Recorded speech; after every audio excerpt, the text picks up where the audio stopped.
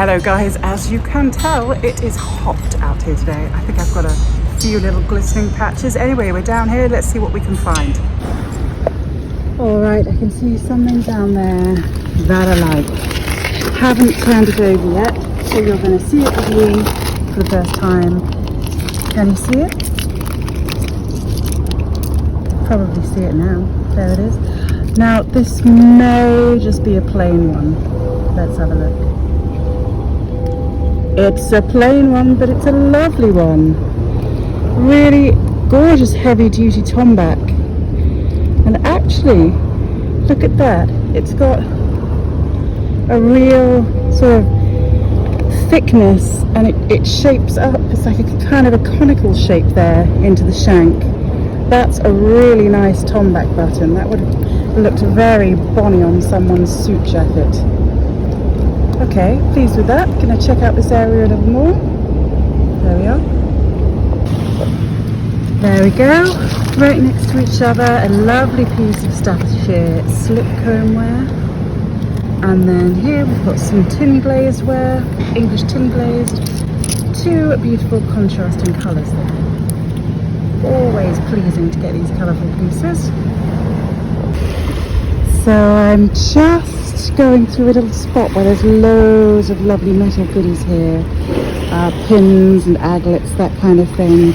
So I'm just going to carry on down here and see if I can find anything else lovely that is metal.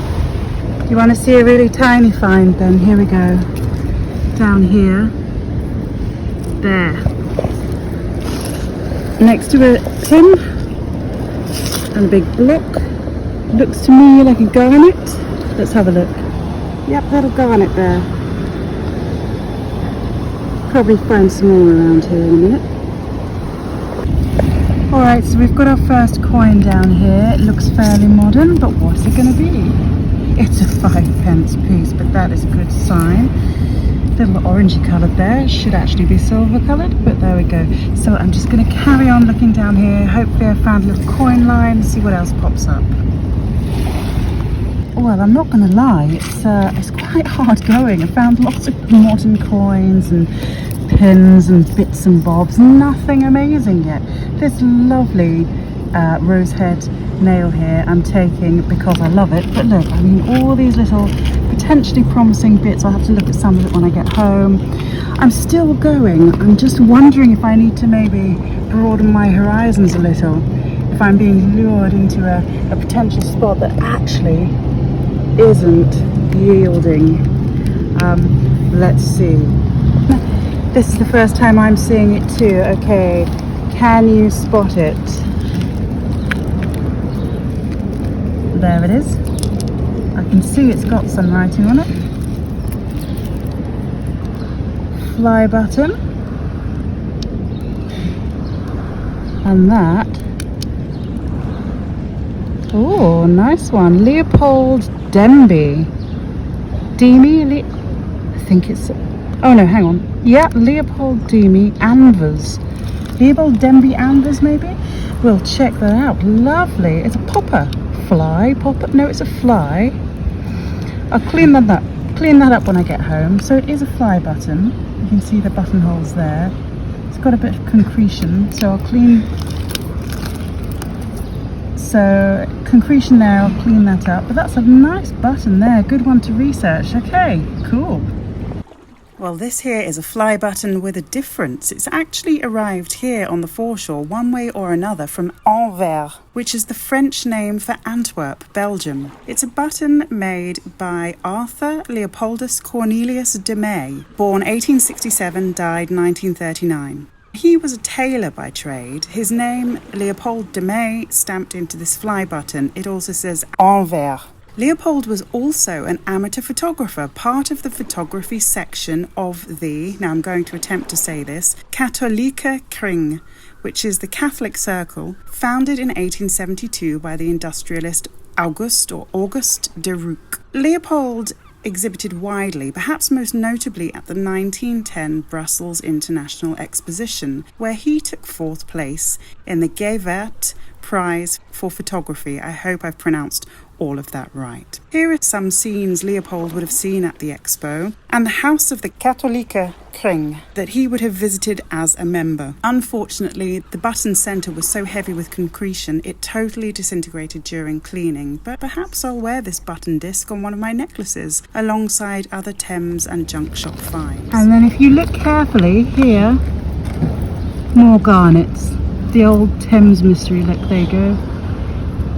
The ones in this area are slightly different to the ones I'm used to, actually. A little bit smaller and a bit more knobbly, but there they are. We never say no to a button. Little pearly button there, mother of pearl. Very sweet. 18th century onwards, often homemade. Not sure about this one, probably. It's quite uniform in its little buttonholes there, but anyway, gorgeous thing, coming with me. Okay, I haven't seen one of these in the longest time. This is a PO, post office bag seal, well GPO, so it was when it was the general post office. When I get that home, I'll be able to see an area on there. Cool. Hoping the tide's not going to whip in, but don't you just love it when that happens? You're flicking around and all of a sudden something lovely flips over. There we go. Nice bottle. A little bit knackered, but you know, it's got some age to it. Get that cleaned up. If I can, and show you what it looks like later. Very delicate there in the middle. I've got to be careful with that.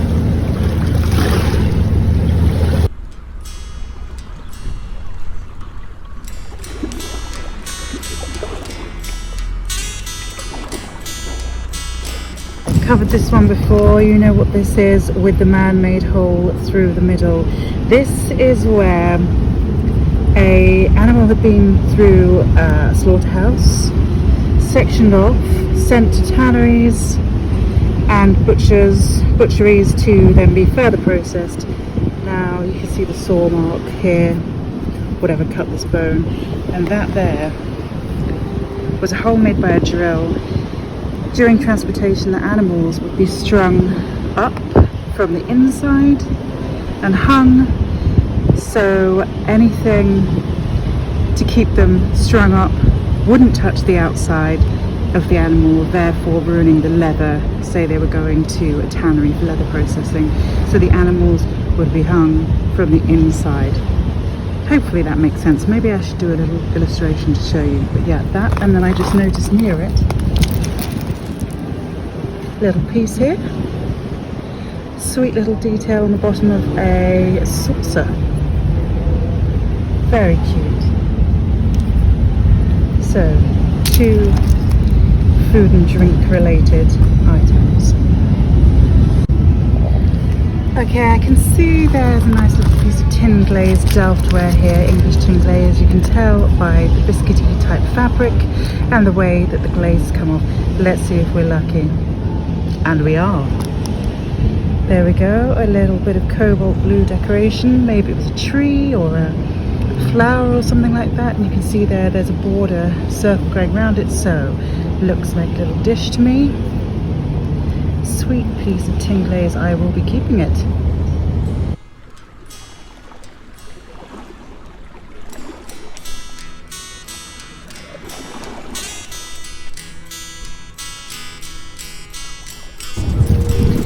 So I'm in an area that, you know, you don't expect to find anything amazing, but there are lots of lovely pottery pieces. Again, piece of Delftware, English tin glaze. You can see that there, like the pitting in the firing there.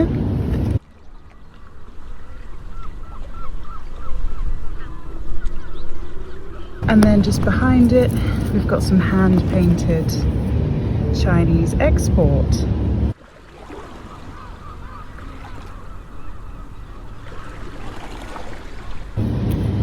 So yeah, 2 lovely little blue and whites here, chiming each other in style, but different fabric production. Funnily, this stuff was our answer to emulating Chinese porcelain.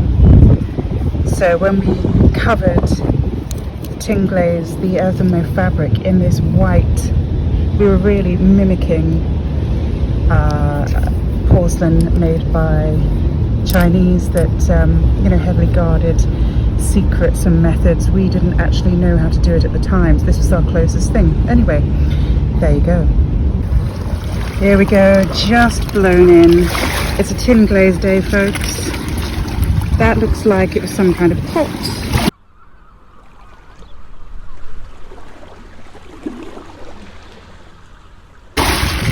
And I've really got to watch out for the tide getting me here, because I am up against the wall waiting for it to go out so I can sneak on through. That's a nice piece of tin glazeware there. Keeping that. Okay, look, this is just stuff I found just nipping through. So there's some medieval, there's some post-medieval. Nice piece of salt glaze there. Unusual colouring. And look at that tin glaze with a beautiful pattern. So we'll have another look at those in a minute. I'm just getting through this little cut-through area that I've navigated. Okay, let's check them out. So I was just putting them on my hand there to take a photo, and then look, I noticed down here. There we go. Oh gosh, I'm dropping them. So yeah, there we go. It's a big pottery day. It's all splitting. Nice orange peel on there. Look, I'm going to pick these up and go and sort them out before I drop them all. Okay, scrap that. I'm like a kid in a sweet shop. I even saved a bit of modern tile there, mosaic tile, a bit of pipe. It's because the Uber boat's coming, so I'm going to get to safety. Okay, look, this is weird. I'm having some monster pottery haul day. I'm sure you can see the bits that I've just spotted. There's one there, but look, I've just spotted over here some lovely Victorian kind of hand-painted Victorian ware, I think. Unless that's a bit of mocha, I think it's... Look, all of this lot, I saved that little pipe. Nestled down here, another pipe. So I wasn't even really going to come to this area. It's just that I'm so early, no surprises there. And yeah, I thought, oh, I'll pop across and see what's what over there.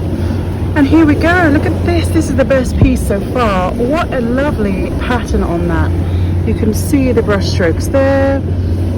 Green, red, blue. So polychrome Delftware, tin glazed.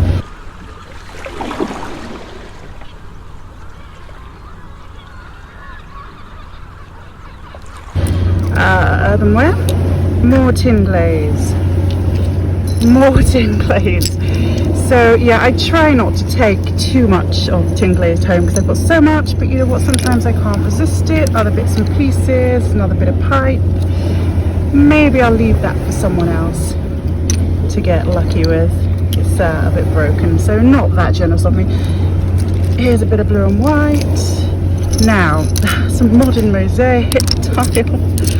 Now, what else did I keep? This. We've got a bit of this green glaze. Then we've got this huge piece of salt glazed ware, which I've kept because of the colour, the grey, and there's a little bit of the orange peel there.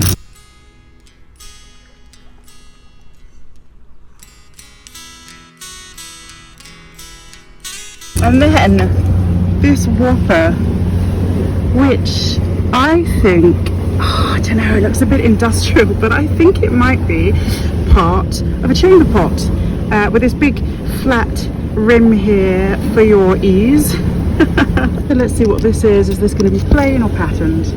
Plain, but oh, there we go, patterned. It's a pottery bonanza, guys. Okay, not bad. So you know I love my bricks, and I've been dying to find a Ramsey for ages. I love them. It's great typeface. Look at that, the sort of the typography in the brick there. I'm not going to take that one, but I really would like to find a complete Ramsey. There we go.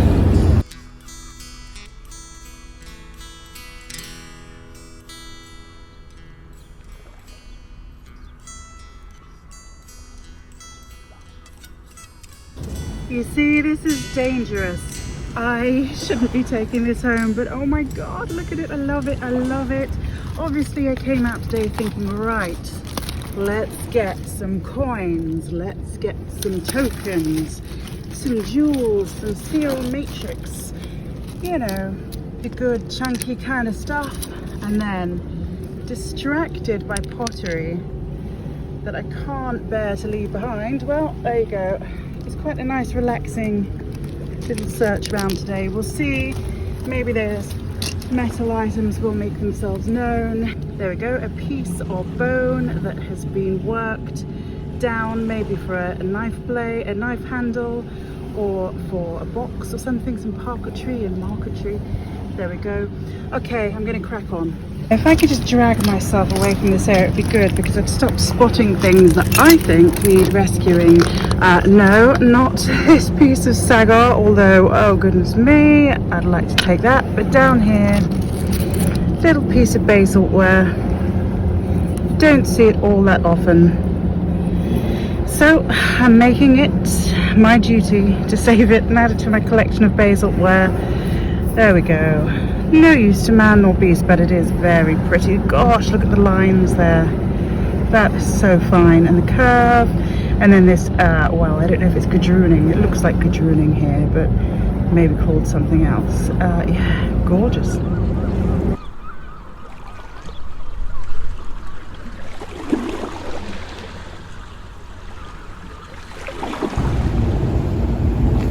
Honestly, I don't know what's going on today, but you just got to listen to what the river gives you. So I tipped this big brook over thinking that there's a bit of metal and bits and bobs around here, so let's have a look. Found that, and then more tin glaze, but gosh, what a gorgeous piece. Look at that yellow on there. Late 1500s onwards. Some Flemish potters settled here, sons of an Italian. They brought this over with them, this technique, which originated in the Middle East, this tin glaze technique.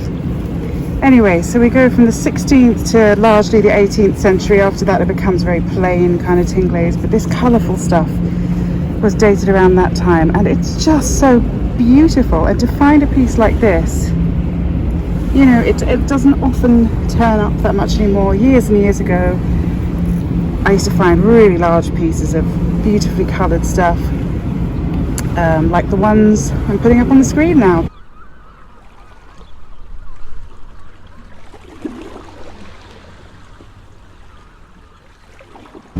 Love this. Still trying to find metal, obviously. I've been giving these goodies by the river, so I'm not going to complain.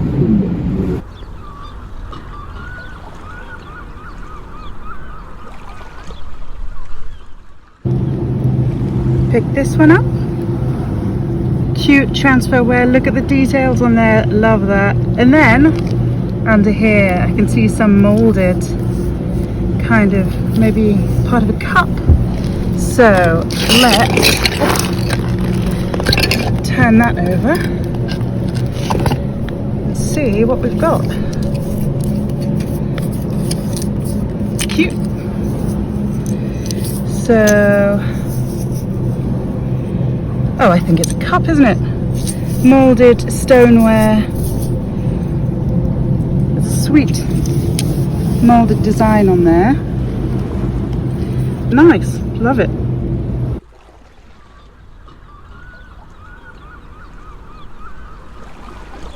Honestly, I don't know what's going on, but I am super pleased. Look at that. Gorgeous.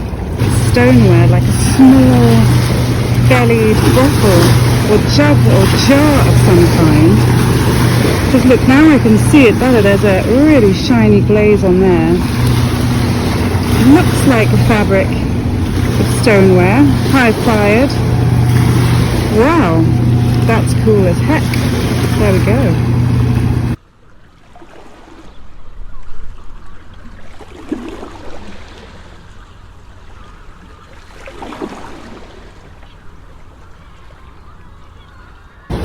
What a find! Weirdly, I had a feeling one of these might finally turn up. So this is a peg or a strut used in firing tin glazed wares, earthenware. These little pegs stick into the side of an apertured vessel called a sagar, and then lots and lots of plates balance on these, and it all goes into the kiln and everything gets fired at the same time.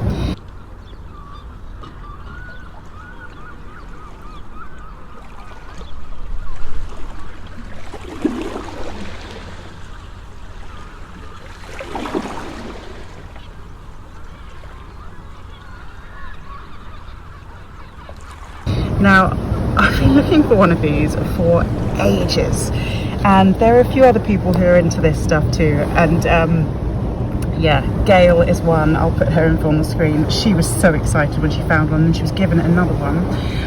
I have got at home part of the bit with the aperture that this sticks into, so I will pop that together at home and show you what it looks like. But yeah, so excited to find one of these, finally.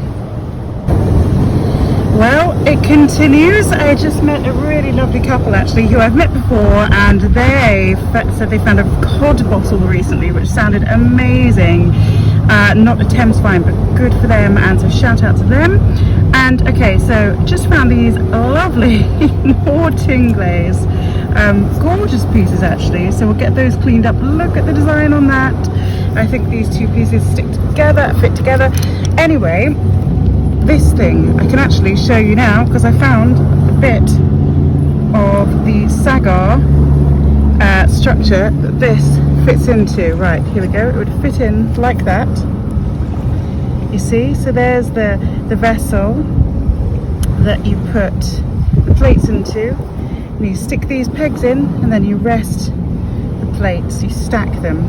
So this is kiln furniture, and it's an economical thing, so you can fire lots of things at one time without them, you know, with them separated, multiple plates and things. So there we go, I'll take that home, and that's that piece of stoneware behind it.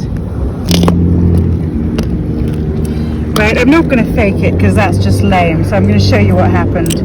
I was making my way over here, found another one of the peg things. It snapped off, but who cares? Love these peg things, been looking for them for years. Making my way up, thinking, come on, there's got to be a metal something. Went to turn this over, pong! What a great piece of Staffordshire combed slipware. Definitely taking that home. Yeah, I bought quite a lot of it, but to find a nice big chunk like that doesn't happen so often these days. So there we go. I think the river's trying to tell me something. Maybe that is give up on the metal, girlie, because you're finding lots of good pottery today. There we are. Here we go. Everything today has been done on a whim, and you know, it's one of the nicest days mudlarking for ages. I wasn't even going to come out today, and then I thought, you know what, I'm going to go for it. So here we go. There's that, and then spot the find, as they say. Shall I give you a second? I mean, you may have spotted it already. So remember, I wanted a bit of metal. Here we go. Is it going to have a pattern? Oh my goodness me. Yes, what a beaut. Look at that. 17th, 18th century button there, an absolute, oh my goodness, it's got something written in it. What an absolute beaut. Okay, I can't see that very well. I think it says BU something. Wow, what a great button. And is it silver? What a day. So look, the star, my middle name is Stella. It was meant to be. And do you want to know the weirdest thing? It's in all this shingle, and I just noticed a little patch under here, a tiny patch of potential. I gave it a scrape, just a little scrape, not disturbing anything. See, just looking, knocking a bit of shingle out of the way. What is this? Hang on. We can't be that lucky, can we? No, it's a bit of shell. Well, you know, you can't blame a girl for trying. Anyway, so we've got this gorgeous button. which has a lot of potential. So we'll get that cleaned up at home and see what it says on the back there. We've got loads of lovely pottery. It's still not low tide. I think that's silver, you know. Oh my goodness, guys. So glad I came out on a whim today. It's not silver, but it is silver plated, so that counts as being a little bit silver. Here is that gorgeous button. Now, I don't know who this maker is. It's either a jewellery firm called Bond, or it is a maker called Bond. I've been in touch with lots of jewellery boffins. They do not know who Bond is, so the search continues. It is an 18th century, one part of a cufflink. I will update you as soon as I know more, but I'm so pleased with it. Absolutely love it. Just picked this up. You know what, since I found this button, I'm loving everything. So cool. It looks like stoneware. Yep, it's some of that patterned rouletted stoneware, but look, it's the pattern doesn't continue there. Anyway, nice piece of pottery, taking that.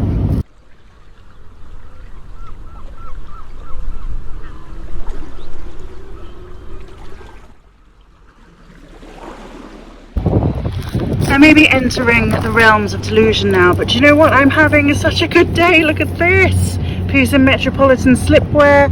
Not going to fake it. I'm telling you, I've already picked this up, so I'm just going to show you what happened. I picked this up and bam, yes. Hi, some Greeks or some Romans on this lovely piece of transferware. What is going on? Today is a bumper day of fun and loveliness, and you know what? I wasn't even going to come out. So pleased. So what a strange day. I just bumped into a couple of other mudlarks, Charlie and Steve, and so look, Charlie just literally found this and said I can have it, as we were going to get this big boat hook that he found earlier, that he has donated my way, because I love a boat hook, probably 1850s I reckon. And then I've got this piece of sort of glass slag stuff, whatever it is. I think this is from a foundry that used to be here. It's just kind of like the runoff or whatever. Someone more knowledgeable than me will probably tell me, but yeah, I think that is some kind of slag. But yeah, cool. So taking these three home. Chunky bits.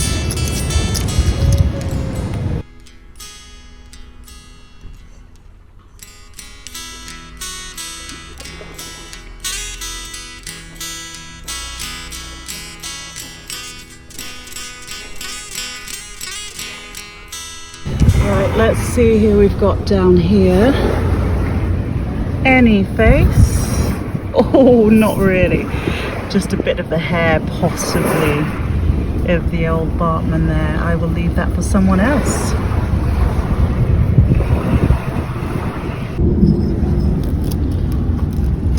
This one's for the iridescence lovers. I know you're out there, you can't hide.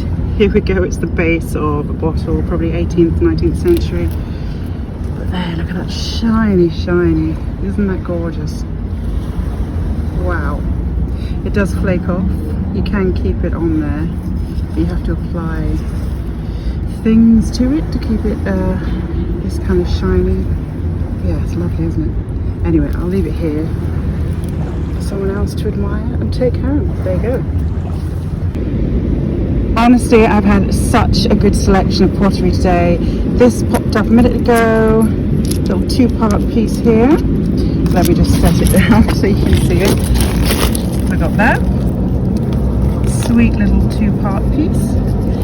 Then a little bit of hand painted, and then this just flicked up. Gorgeous piece of Westerwald with some manganese purple on there and cobalt blue and a little bit of detailing, decorative detailing.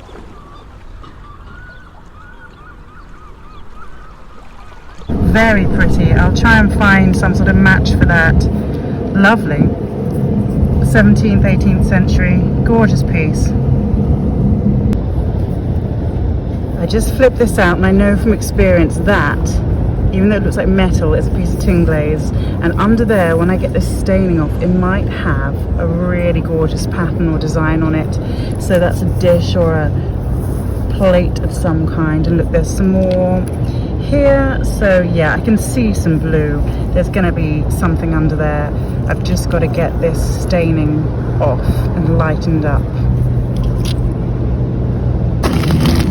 Just having a little look along here, and I found something really pleasing. Obviously there's not much to it, but if the base is intact, that would be great. So let's see what we've got here.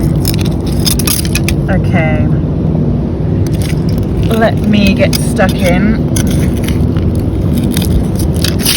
Very delicate, and the base is intact. How sweet. So little redware jug or beaker or something, and that base is a delight. I'll get that cleaned up at home and show you what it looks like. Gorgeous thing. Okay, now I've got it cleaned up. Let's have a look. You can see here where this swirl is, where this has been thrown on a wheel, and I mean it's a really definite swirl there in the centre where you can see it going round and round, forming the bowl or pot, whatever it was there. And on the base there's lots of this gooey kind of leftover finger touches and marks.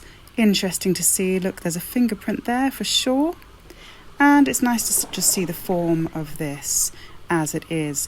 There's another shard that I found later, and you'll see just how very thin and fragile that is. It's a really refined piece. Here it is. You can see again there the marks on the wheel, and this kind of these diagonal lines inside, all to do with making the form of this vessel. Really cool. It's a funny, very fine piece of glass there with these bands. How beautiful. Well, I'm taking that home to see if I can find any more about it, but that's a very fine piece of glass. I really like that. I've got this pipe stem going on here. I don't know if it's going to have... Oh, it might do. Let's see. It may just be a stem. Let's see. Wouldn't that be a nice end to the day? Oh! Okay, so it has got something on it. Broken. But, you know what? I'll take that. I'm happy with that. Unusual to find one here like this. So, yeah, I'll take it. Possibly my last find of the day. Some kind of suspender hook perhaps, but it's got some writing on there so I can research it. Can't quite make out that side at the moment, but look on there. Patmos and Korndorf, someone. Anyway, there you go. We'll do some research on that, but a lovely little bit of social history there.